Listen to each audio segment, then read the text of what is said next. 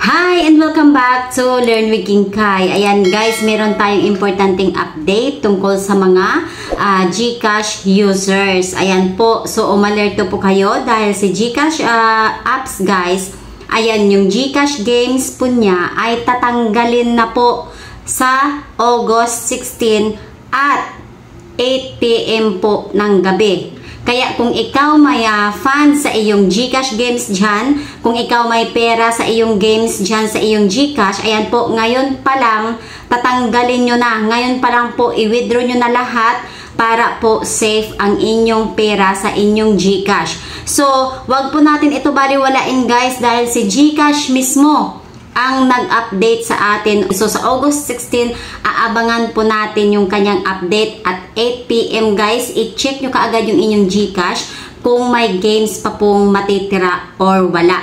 Ito po yung pinaka-biggest issue ng GCash na hinaharap po ngayon. So, nakatulong ba sa'yo ang tutorial na to? Of course, kung oo, please don't forget to hit like, subscribe, and share na sa ating video para updated ka sa ating mga latest video. Bye!